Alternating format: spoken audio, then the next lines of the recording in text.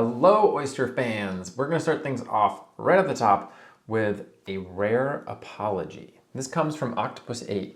Octopus8 said in the comments to my oyster video, "Dear Dan, I have to apologize to you. I've previously been very critical of you in the comments of a certain video.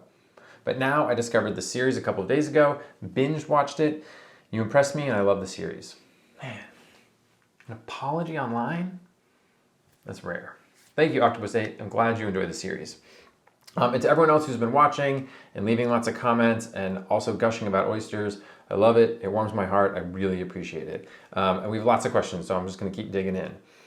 This one comes from DS Crive. The question is, why does internal cooking temperature matter if the oyster is safe to eat raw? Serious question. It seems incongruous. It's a great and serious question. Now, raw oysters are kept cold from the moment they come out of the water through the entire supply chain until you get them at home and then chuck them and eat them. And that cold temperature means that if there is any bacteria in your oyster, it remains a small amount because bacteria goes very slowly when the temperatures are cold. Now, as the temperature warms up, as we do in the first step of our roasting, they kind of enter what we call the danger zone. And food safety, it's a big problem. It's where bacteria can rapidly multiply and turn into a serious issue. So because we have that step in there and we bring the oysters out of that nice cold state, to be totally safe, we bring them up to 160 degrees in that next step. And that ensures that any bacteria that did grow gets killed. So great, serious question, and there's a really good reason behind it. This next one is from RPRS channel. Sounds like a nice channel. You didn't mention if one chews or swallows whole. That's what people always ask. Chews versus swallows whole. Big debate. Now, when I first started eating oysters and I was just getting used to them, I would slurp it right back and swallow it whole. It was a little too much for me to chew it. Didn't want to go there. Now, I can't imagine just swallowing it whole. There's so much flavor packed inside that oyster, and when you chew any food, but obviously oysters, you get so much more flavor in your mouth. So I highly encourage chewing and just experiencing it fully. Sip the liquor, chew the oyster a little bit, swallow it, appreciate, love it, sip some wine. That's my preferred way to do it. This next one comes from Kathleen Marsh, and she asks, why do all canned oysters taste the same? Now, I don't personally have a ton of experience with canned oysters, but I can speak about canning in general. So when the oysters go in the can, it is then sealed and heated to a very high temperature to make it completely food safe and shelf stable. Now, in that heating process, a lot of things change. And we find this anytime we cook, like say a steak, going from raw in a tartare to cooked, the flavor changes dramatically. And the same thing is true with oysters.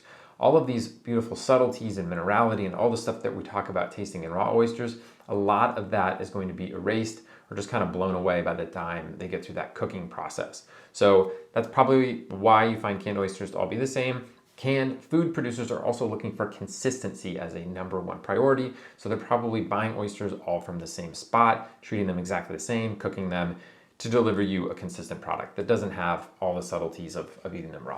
All right, the next question is actually more of a bit of advice from Tom Haflinger, and he says, despite the reputation of materials like glass and ceramic being more insulating than, say, metal, they still conduct heat pretty well. And that can lead to ice on the side of your serving vessel melting more quickly than the stuff that's in the middle. And it's a really great point. I mentioned in the video, but in a very fast, brief second, and I basically say your chilled serving vessel, but I didn't explain much more than that.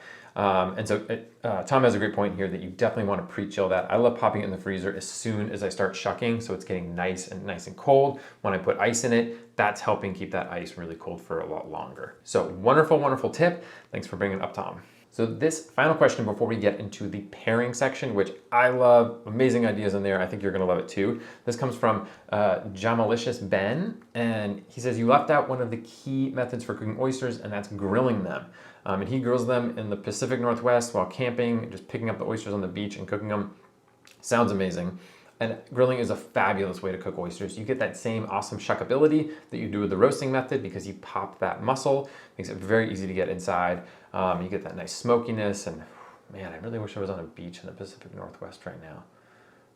Anyway, there's a job to be done. We got to keep going. Okay, finally, here are some of my favorite oyster pairings, toppings that you guys mentioned, and I just have to bring them up here. Margolia says, my Australian friend introduced me how to eat his family raw oysters, and it's now my favorite, topped with finger limes.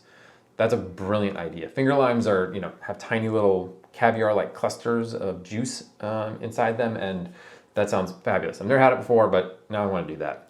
Next one is from Jordy. My go-to oyster garnish, tapatio hot sauce, salt, squeeze of lemon, and a bit of mignonette sauce. Yes, please. That sounds great. I would do that. Next one is from Kinjun Ranger. Lemon and Tabasco, nice and simple is my preferred. However, I will eat them any way they are done. I like lemon and Tabasco, and I agree. I'll do them any way they're done. Next one is from Dean Williams. Fresh lemon juice, fresh lime juice, vinegar, pepper, and garlic. Man, Dean is going for it. I'm on board. This next one is from Don Paulson, and it blew my mind, and I can't believe I've never done this before, but it's gonna happen, and that is a couple drops of tequila is amazing on oysters.